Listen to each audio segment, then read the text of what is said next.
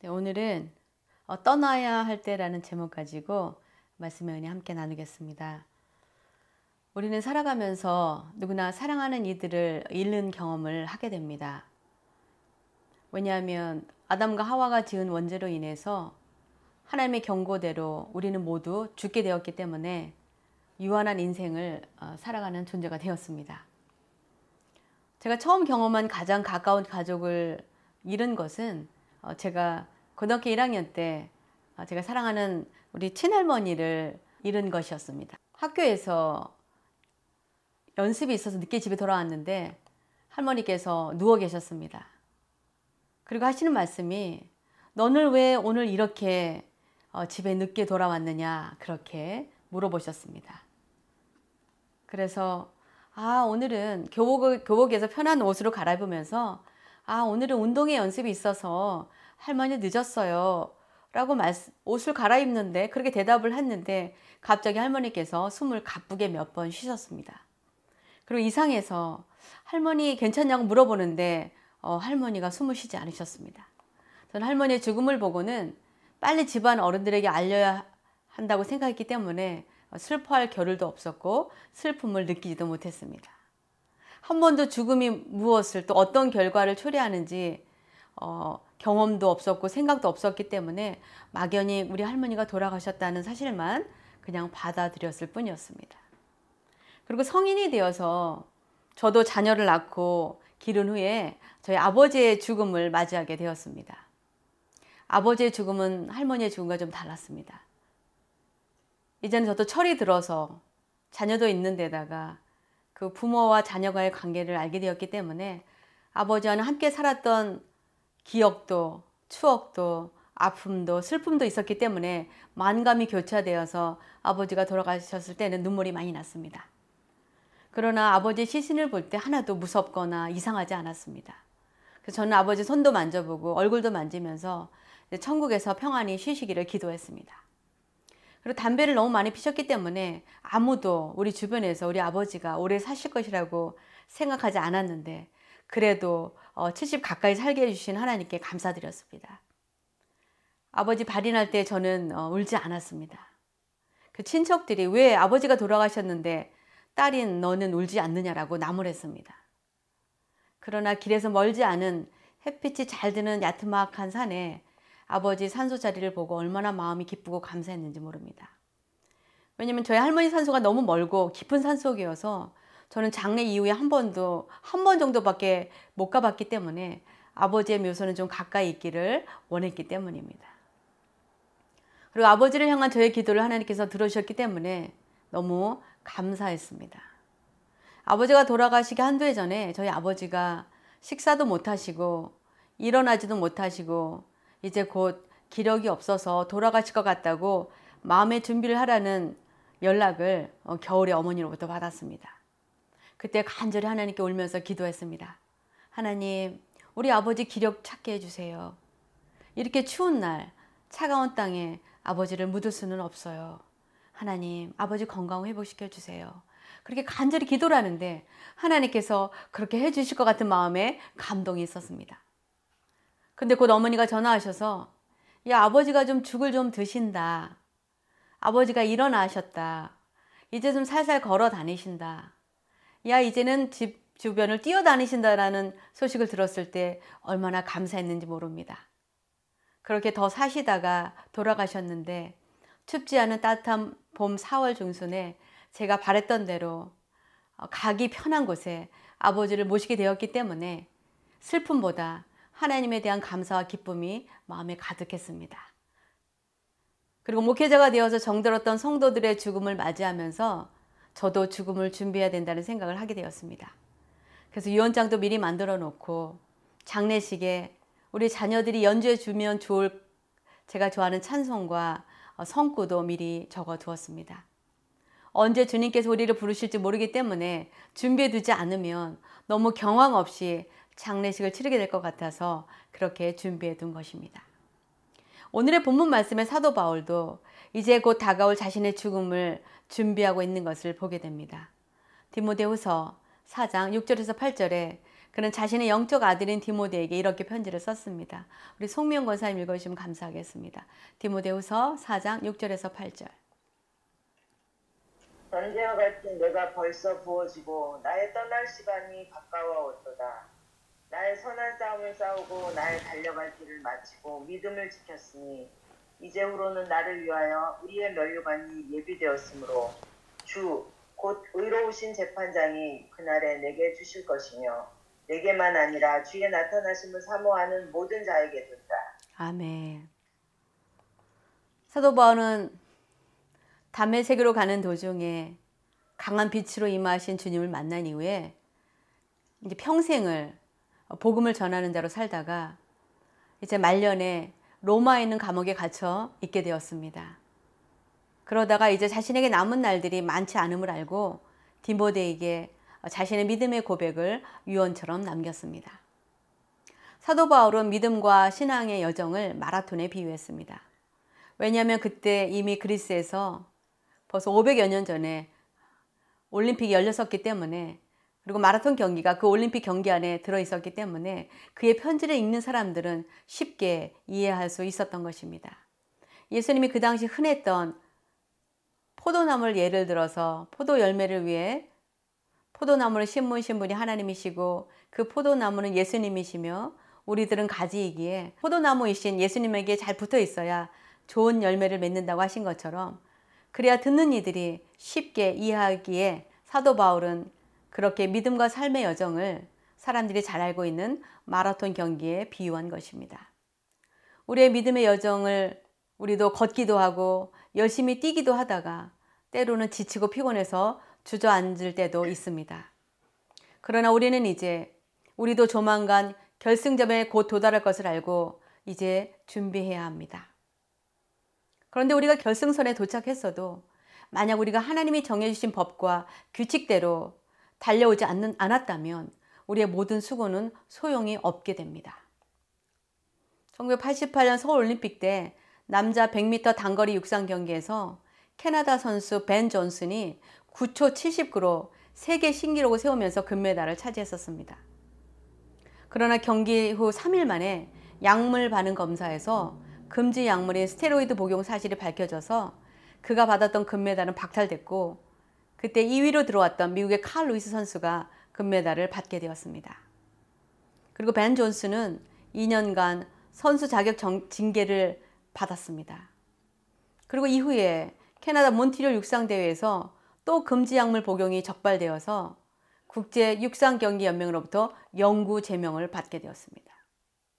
우리도 마찬가지입니다. 우리가 아무리 대단한 사역을 하고 교회에 매주 나와서 열심히 봉사하고 예배를 빠지지 않고 11조를 지키고 또 신앙생활을 나름대로 잘했다 하더라도 그렇게 하나님의 법대로 하지 않고 우리가 원하는 대로 우리의 뜻대로 살아왔다면 우리는 결승선에 도달해도 하나님께로부터 받을 상급이 없게 된다는 것을 기억해야 합니다. 우리가 열심히 신앙생활하고 평생을 교회 다니고 예수님을 구주로 믿고 섬겼기 때문에 당연히 천국 갈 것이라고 믿었는데 천국에 도착해 보니까 하나님께서 나는 너를 도무지 모른다고 하시면 얼마나 놀랍고 황망하겠습니까? 이것에 관해서 주님은 마태복음 7장 21절에 이렇게 분명하게 말씀하셨습니다. 나더러 주여 주여 하는 자마다 다 천국에 들어갈 것이 아니요 다만 하늘에 계신 내 아버지의 뜻대로 행하는 자라야 들어가리라.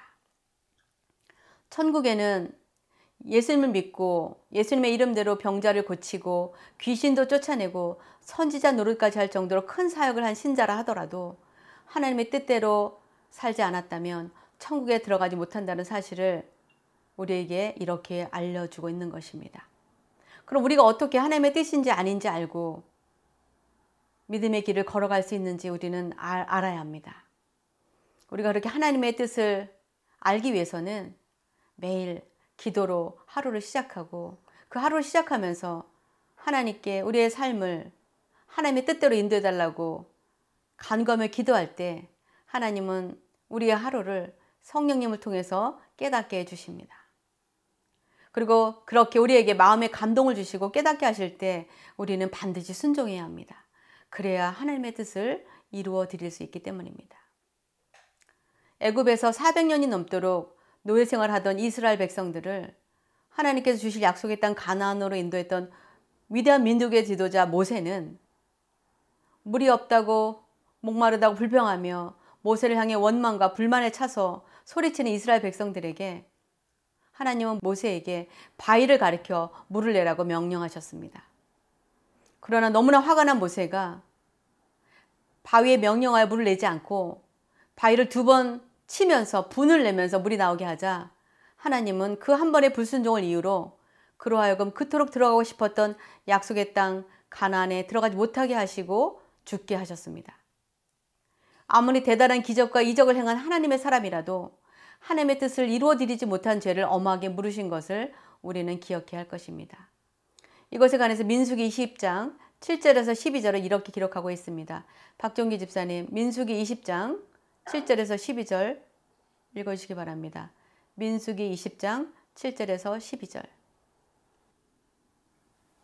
여호와께서 모세에게 말씀하여 이르시되 지팡이를 가지고 내 형 아론과 함께 회중을 모으고 그들의 목전에서 너희는 반석에게 명령하여 물을 내라 하라. 내가 그 반석이 물을 내게 하여 회중과 그들의 짐승에게 마시게 할지. 모세가 그 명령대로 여호와 앞에서 지팡이를 잡으니라. 모세와 아론이 회중을 그 반석 앞에 모으고 모세가 그들에게 이르되 반역한 너희여 들으라. 우리가 너희를 위하여 이 반석에서 물을 내라 하고 모세가 그의 손을 들어 그의 지팡이로 반석을 2번 치니 물이 많이 솟아나오므로 회중과 그들의 짐승이 마시니라. 예수께서 모세와 아론에게 이르시되 너희가 나를 믿지 아니하고 이스라엘 자손의 목전에서 내 거룩함을 나타내지 아니한 고로 너희는 이 회중을 내가 그들에게 준 땅으로 인도하여 드리지 못하리라 하신다. 아멘.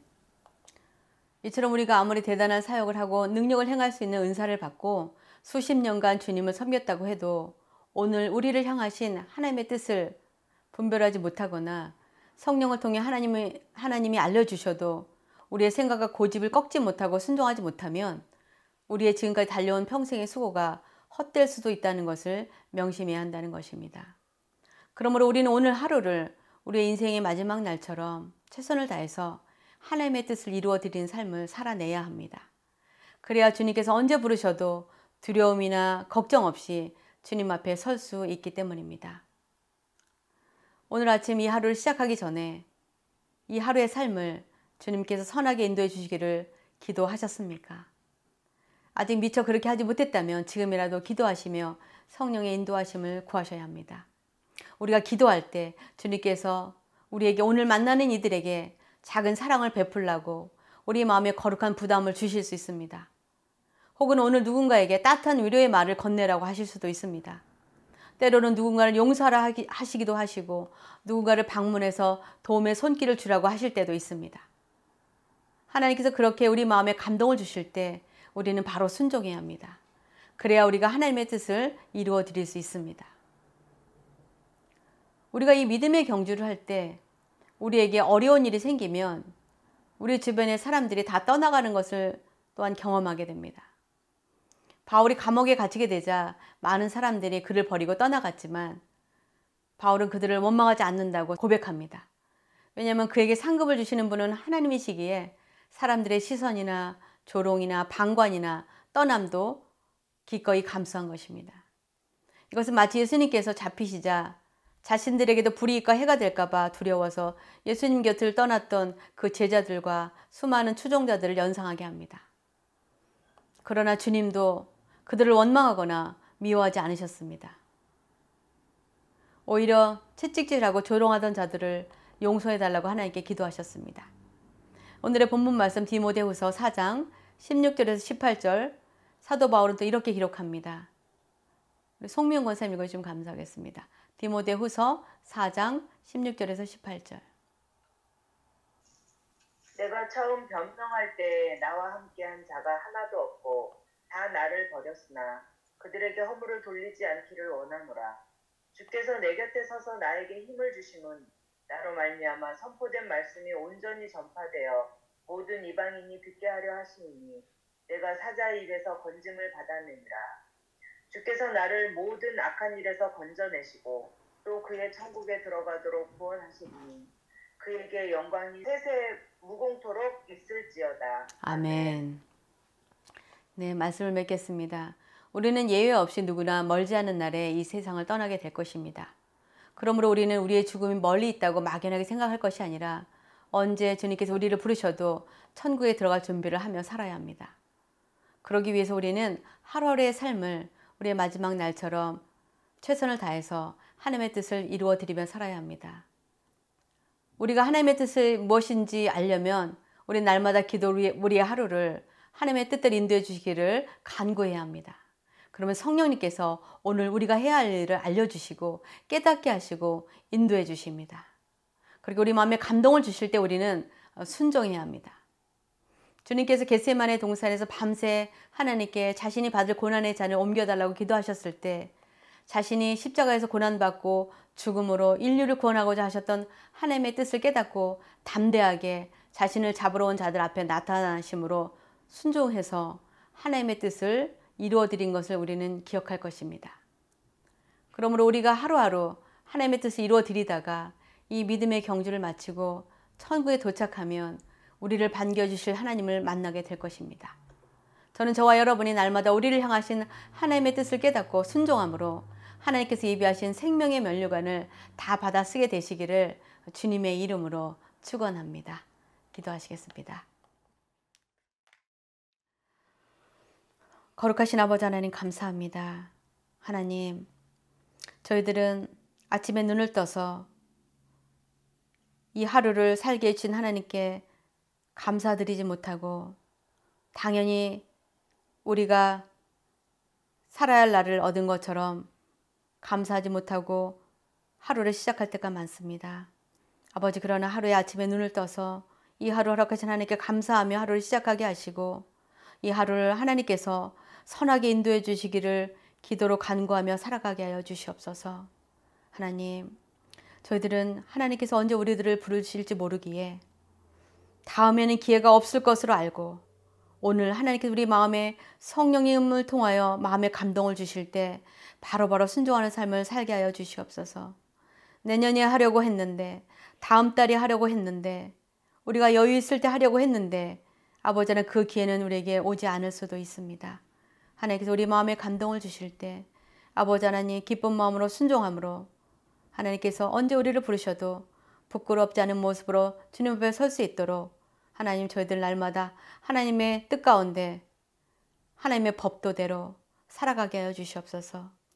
그래서 우리의 믿음의 여정을 다 마치고 결승선인 천국문에 도달했을 때에 아버지 하나님, 하나님께서 예비하신 그 의의 면류관을 다 받아 쓰는 저희들이 되어지게 하여 주시옵소서. 저희들에게 주신 말씀을 감사드리며 귀하신 예수님의 이름으로 기도합나이다. 아멘.